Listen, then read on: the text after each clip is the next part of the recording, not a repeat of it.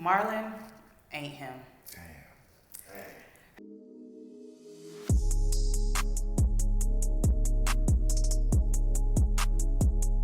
So this is your girl Bo with Via Films, and today we will be reviewing the movie Him. Him. Alrighty, let's get into it. Yeah. So what is Him about? Well, so I just saw it last night, right? Okay. So it's fresh in my mind. So to me, it's about a quarterback who is on his way out. He's deemed the GOAT. I guess in today's, if I had to kind of like compare him to somebody, it'd be like a Tom Brady, right? Okay. Like Tom Brady got 7 Super Bowls. I think in this movie, He had 8. He had 8. All right, so he's the GOAT. He's on his way out, new guy on his way in, and it's this relationship of passing, or the story about passing the torch from the veteran quarterback, the GOAT, to the up and coming, who is being deemed the next GOAT, possibly. Okay. So it's just about passing the torch overall. I think that's what Him is about. So Him is being, I guess, Marlon. What you say is not him, so. Yeah, I wasn't feeling Marlon. So what do you think about the characters? So it was Marlon Wayans and I think Tyreek Withers. Yep. So what did you think about Marlon's performance? To me personally, I know they've been giving Marlon hell, right, about his performance in this. You know, before we started recording today off air, we were talking about, we were so used to Marlon being a certain type, you know. Yeah. You know what I mean? A real goofy type. Very goofy. So Goofy, silly, okay. yeah, but I mean, so to see him to try to step out into a more of a serious role, personally, I thought, given his experience in these kind of roles, I've never seen him in anything else. He was okay. He was believable to me. He was okay. Maybe not as a quarterback. Yeah, I would agree there. I Yeah. didn't believe him as a quarterback. His legs was too little. He had the muscles, but then they showed a full body shot, and I'm like, I'm not seeing enough calf muscle right there. So I was like, quarterback, GOAT, I don't believe that, but okay. True. Well, the other guy, speaking of which, Tyreek. who played Cameron in the movie, I believe it's Cameron Cade. I don't know what he's played in before. You know? He was in Atlanta. You haven't seen Atlanta? Don't take my black card yet. You haven't seen Atlanta? I haven't seen Atlanta. All right. He was in Atlanta. Okay. He just did I Know What You Did Last Summer. I think they rebooted that. He was in that too. Oh, word. Yeah. He's cold. He's dynamic to me. I thought he was a good actor. Okay. I thought to be playing a quarterback, he was believable to me. I mean, I could see if he was a real quarterback in the league or somebody like that, I could believe it. I thought he did good in the movie. Sure. Okay. I like Tyreek. I Yeah, didn't what you really think? care for. Marlon just wasn't believable to me as a quarterback, but I like seeing him do something besides being like a silly character. So he has range, but it just didn't work for me in this film. Just this one. This film, yeah. Well, is it because he was more of a horror film? Or, because I guess my question to you is, can you see him playing more serious roles in the future, or would you like to see him playing more serious roles? I would like to see him play more serious roles. I don't like seeing people get typecast. You know, I like seeing a range of things because that lets me know that you're really a good actor. True. You know, if you can do That's different true. types of things, portray different types of emotions. So I would like to see him maybe with a different script that didn't require him to be a quarterback because I just didn't believe him as that. But yeah. Stop hating on the QB. Listen, he was good as an actor. I just didn't believe him as you said, anything else. Let's give him an opportunity, man, because a lot of times they don't want to give comedians an opportunity to play in more serious roles. I mean, the only comedian I can really think of that perhaps somebody like Eddie Murphy or Jamie Foxx. I know Chris Rock tried to make that transition into a more of a serious role, and I thought he did pretty good. Do you remember the name of that movie? It was a TV show, I think. Oh, Everybody Hates Chris. That one? No. He was like a gangster in that movie. Oh. So Fargo? Was it Fargo? Was it? You said Chris Rock? Chris Rock. I think it was Fargo. If it's in the comments, was it Fargo? Let us know below. But yes, I think giving people an opportunity to kind of, like you said, show your range. So Marlon, keep doing it. Keep doing that.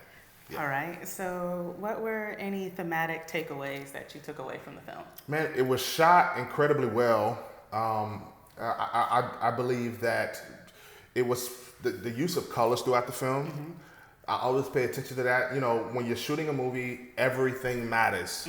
And so the DP in this film, his use of close-ups, his use of lighting, his use of background and environment. If you remember in the sauna scene, they had a sauna scene in there, right? And it was like a glass stained, pixelated when they were in the sauna. But when I'm from afar, I'm like, that looks like flesh to me.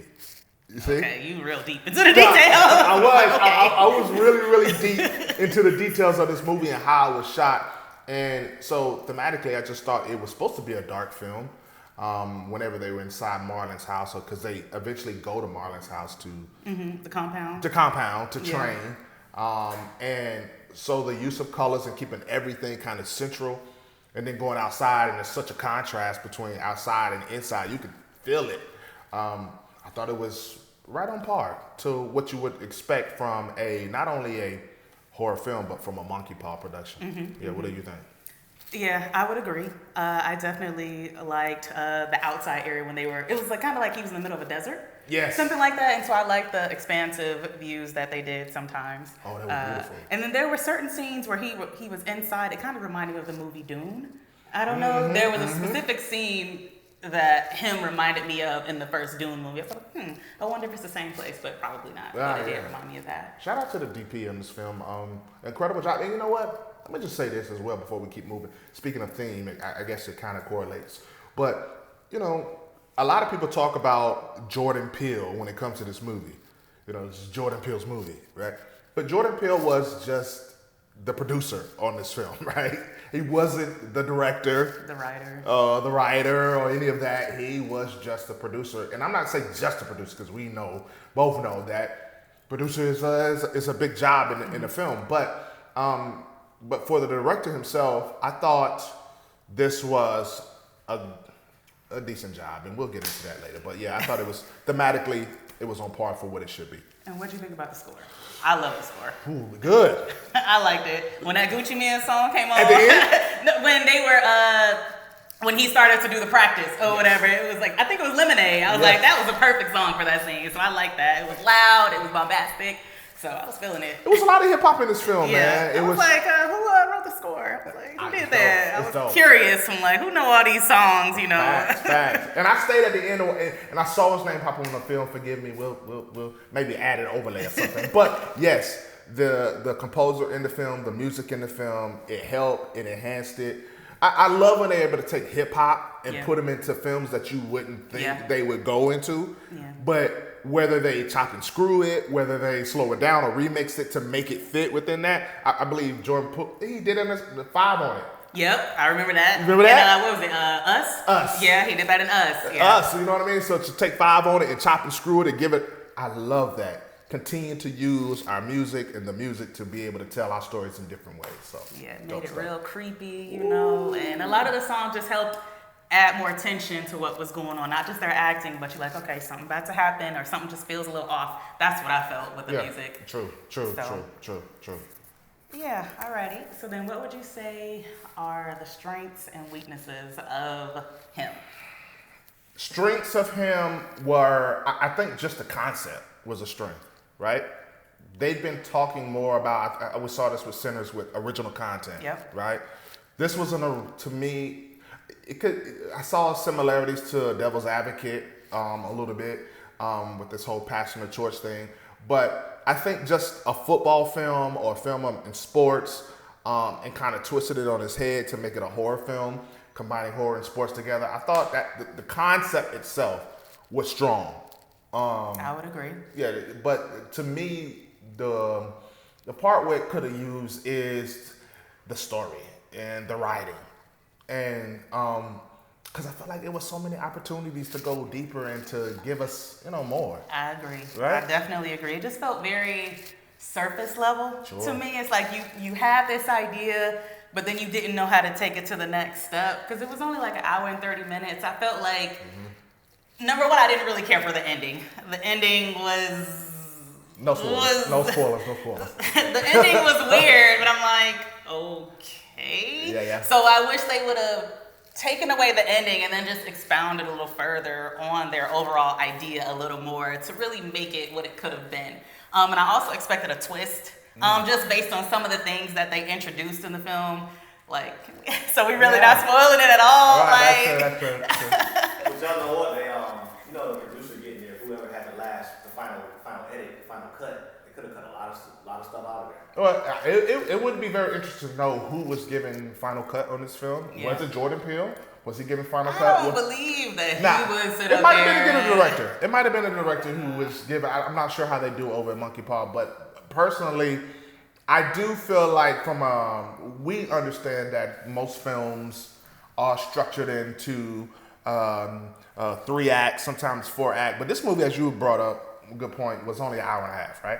So it was probably 3 acts. And within that first act, this is where we usually give us the direction for the film. Okay, this is what it's about. This is where we're going. Follow us on this journey from here.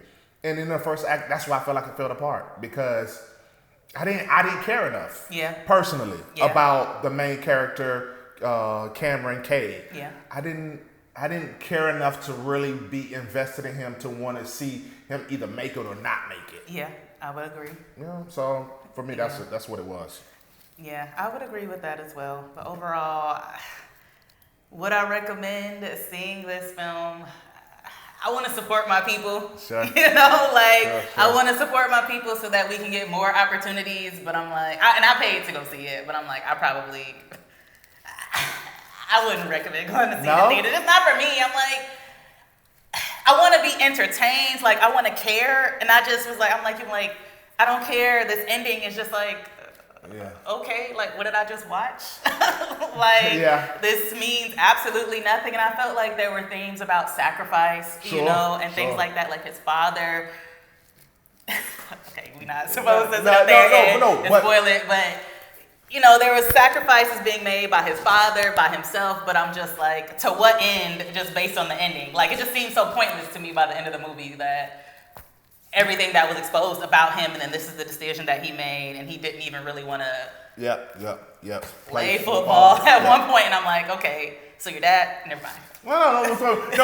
But this is the thing with the film. We all just watching the trailer, right, and reading the synopsis on the film. We understand, as I said before, this is about him passing a torch to another football player who's coming in, is supposed to be heralded as the next great thing, you know.